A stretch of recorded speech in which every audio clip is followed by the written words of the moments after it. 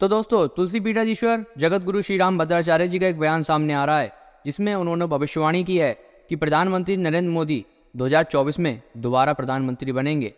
दरअसल दोस्तों, 2014 में जगत गुरु श्री राम भद्राचार्य जी ने भविष्यवाणी की थी, जबकि नरेंद्र मोदी जी का सामना नहीं हुआ था किसी भी पार्टी से, ना ही चेहरा दिखाया गया था बीजेपी द्वारा। तब उन्होंने भविष्यवाणी की थी कि नरेंद्र मोदी पीएम बनेंगे, और उसके ही बाद नतीजा ये रहा कि 2014 में नरेंद्र मोदी पीएम बनकर आए, और उसके बाद 2019 में भी दोबारा उन्होंने भविष्यवाणी की, जिसके बाद पीएम दोबारा बने थे नरेंद्र मोदी।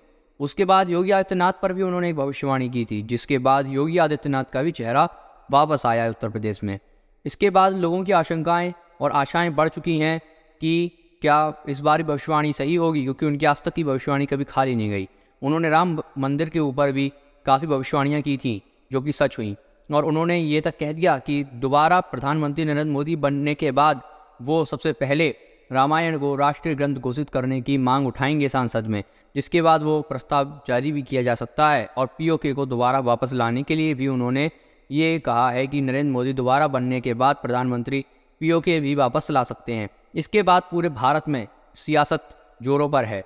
सब लोगों को अब आशंकाएं हो चुकी हैं और आशाएं नरेंद्र मोदी के चाहने वालों की बढ़ चुकी हैं कि नरेंद्र मोदी दोबारा बन सकते हैं प्रधानमंत्री, क्योंकि आज तक जगत गुरु राम भद्राचार्य जी की भविष्यवाणी खाली नहीं गई है।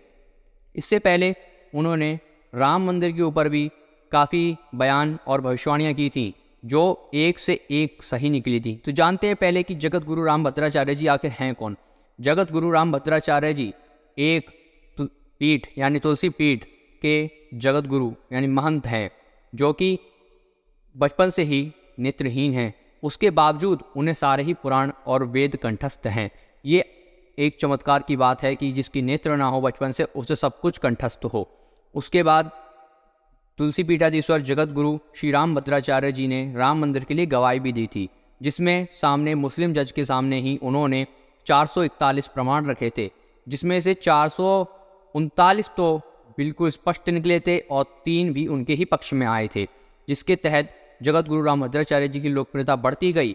उनके वाणी के प्रभाव और उनके इसी साहस के कारण आज उन्हें भारत में सबसे ज़्यादा पूजा भी जाता है और सबसे बड़ा धर्म गुरु भी माना जाता है। शंकराचार्य जी भी उनकी तारीफ करने में लगे रहते हैं, जिसके और सभी सियासी दल उन्हीं में समटे हुए हैं। आरएसएस, बीजेपी और योगी आदित्यनाथ और नरेंद्र मोदी भी उन्हीं की गुणगान करते हैं। जगत गुरु श्री राम भद्राचार्य जी के ही शिष्य हैं पंडित श्री धीरेन्द्र कृष्ण शास्त्री जी, जिन्होंने उनसे मंत्र दीक्षा ली है।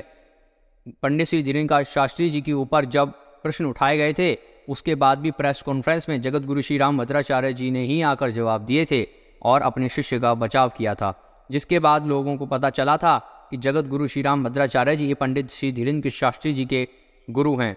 तो इसके बाद लोगों की ये आशाएं बढ़ती जा रही हैं कि क्या जगत गुरु राम भद्राचार्य जी ये बता सकते हैं कि हिंदू राष्ट्र बनेगा भारत या नहीं बनेगा।